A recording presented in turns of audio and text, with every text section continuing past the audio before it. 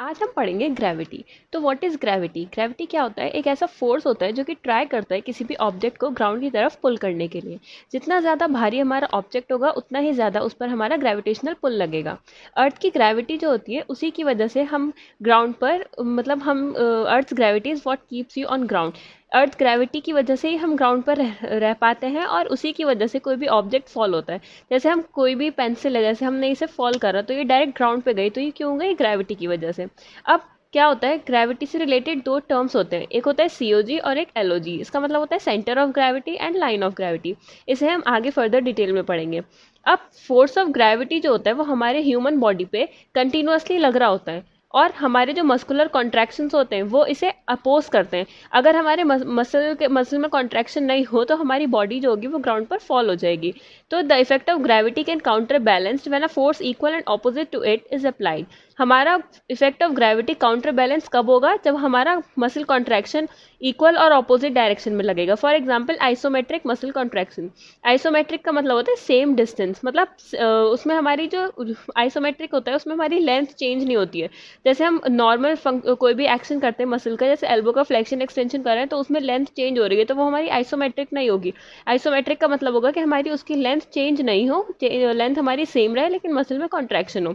If gravity is opposed by a force which is greater than movement occurs. For example calf का अभी जो है हमारी heal raise है ग्राउंड से, तो हमारा काफ मसल्स का कॉन्ट्रैक्शन लग रहा होगा तो ग्रेविटी से ज़्यादा है, तो अभी हमारी बॉडी जो है वो मतलब अपोज कर रही है इसको, ग्रेविटी को, तो वो खड़ी हुई है। लेकिन अब एक टाइम ऐसा आएगा कि हमारा जो काफ कॉन्ट्रैक्शन होगा वो ग्रेविटी के इक्वल हो जाएगा, तब भी हमारी बॉडी, तब भी थोड़ी बहुत मतलब दर्द होगा काफ मसल्स में लेकिन हमारी बॉडी स्टेबल रहेगी। फिर एक टाइम ऐसा आएगा कि हमारा काफ कॉन्ट्रैक्शन जो होगा वो कम हो जाएगा और ग्रेविटी उस पर ज़्यादा वर्क करने लगेगी, तो हमारी हील जो होगी वो ग्राउंड को टच कर जाएगी। ये सब वही लिखा है जो मैंने अभी आपको पिछले फिगर को देखकर बताया था। फिर आता है हमारा सेंटर ऑफ ग्रेविटी या फिर centre of mass. Centre of gravity क्या होता है? ह्यूमन बॉडी में एक हाइपोथेटिकल पॉइंट होता है। इसका मतलब है कि एक इमेजिनरी पॉइंट होता है जिसमें कि हम ये कंसिडर करते हैं कि हमारी बॉडी में जितने भी फोर्सेज रिएक्ट कर रहे हैं उन सबका रिजल्टेंट वहाँ पर, मतलब एक पॉइंट है उस पर सारा कंसनट्रेटेड है, हमारे जितने भी फोर्स एक्ट कर रहे हैं हमारी बॉडी में। It is a point at which the combined mass of the body appears to be concentrated because of it is an imaginary point. ये हम ये इमेजिन करते हैं कि एक ऐसा पॉइंट जहाँ पर पूरी बॉडी का मास कंसंट्रेटेड हो हमारी बॉडी में, तो उसको हम मानते हैं centre of gravity. Centre of gravity जो होती है वो हमारी मतलब चेंज होती रहती है, ज़रूरी नहीं है कि एक ही जगह पर रहेगी हमारी बॉडी। हम आगे झुकेंगे तो हमारी सेंटर ऑफ ग्रेविटी चेंज हो जाएगी, हम बैठेंगे तो चेंज हो जाएगी, हम चलेंगे वॉक करेंगे तो चेंज हो जाएगी। एनाटॉमिकल पोजीशन में हमारा सेंटर ऑफ ग्रेविटी जो होती है वो लाई करती है approximately anterior to second sacral vertebrae. लेकिन ह्यूमन बॉडी जो होती है वो हमेशा तो एनाटॉमिकल पोजीशन में नहीं रहती है, तो हमारी जो सीओजी होती है वो कॉन्स्टेंटली चेंज करती रहती है जैसे जैसे पोजीशन वेरी करती है।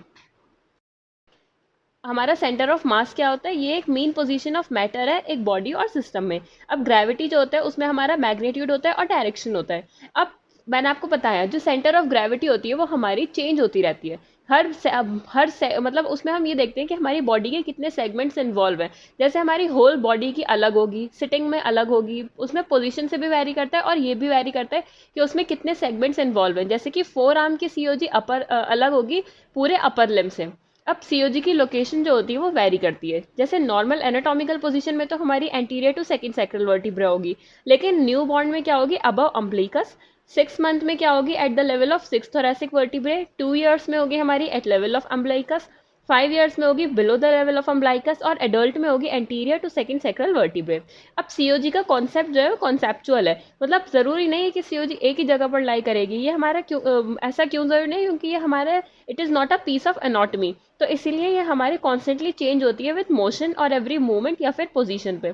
तो COG changes the way joint react and muscle contract.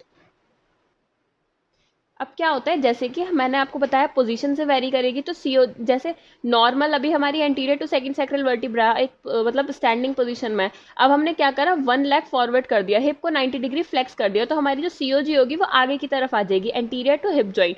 और इसे काउंटर बैलेंस करने के लिए हिप एक्सटेंसर्स हमारी जो होंगी वो वर्क करेंगी ताकि हमारी बॉडी एक स्टेबल पोजीशन में खड़ी रहे।